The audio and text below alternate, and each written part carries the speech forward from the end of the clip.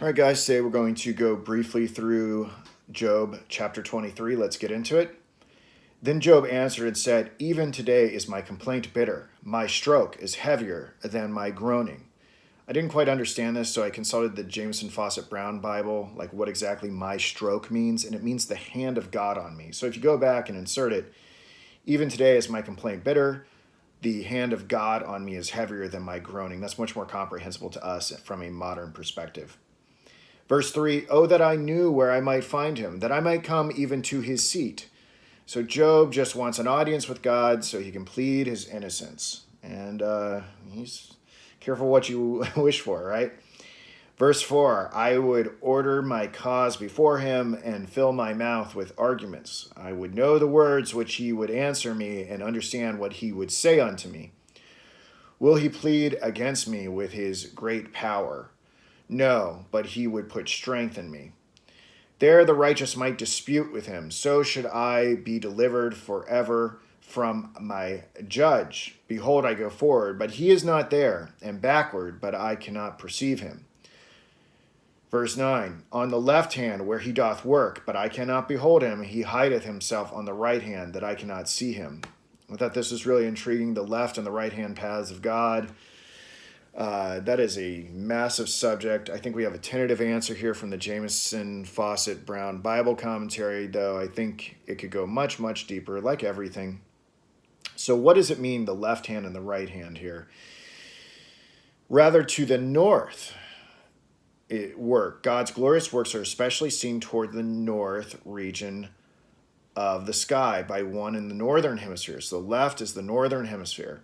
The antithesis is between God working and yet not being beheld, as in Job 9:11, between he goeth by and I see him not. If the Hebrew bears it, the parallelism to the second clause is better suited by translating as Umbriet doth hide himself, but then the antithesis to behold would be lost. So right hand in the south hideth appropriately of the unexplored south, then regarded as uninhabited because of its heat. Okay, sure, that'll work. On the left hand, the north. On the right hand, the south. 10, "But he knoweth the way that I take. When he hath tried me, I shall come forth as gold. My foot hath held his steps. His way have I kept and not declined. Neither have I gone back from the commandment of his lips. I have esteemed the words of his mouth more than my necessary food. But he is in one mind, and who can turn him?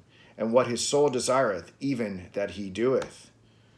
Okay, I mean, I thought this was somewhat straightforward, but I consulted the pulpit commentary. This is largely just about the unchangeableness of God's mind, and that's not going to sit so well with Job when he thinks about outcomes. But the pulpit commentary put it eloquently, I thought.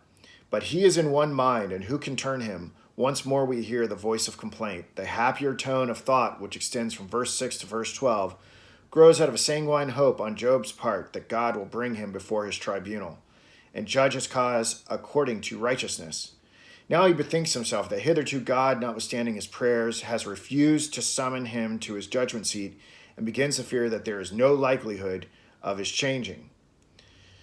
He is one, or in one with him is no variableness, neither shadow of turning," James 1:17. "How is it likely that he will act in the future otherwise than he has acts in the past? What his soul desireth, even that he doeth." A somewhat harsh way of saying that God doeth that which seemeth him best, and which therefore is best. Job does not really suppose that God is actuated by caprice or favoritism.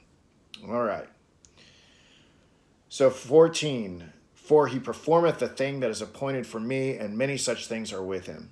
Therefore am I troubled at his presence. When I consider, I am afraid of him. For God maketh my heart soft, and the Almighty troubleth me." And here's the last line. "Because I was not cut off before the darkness, neither hath he covered the darkness from my face." I'll say that again. "Because I was not cut off before the darkness, neither hath he covered the darkness from my face."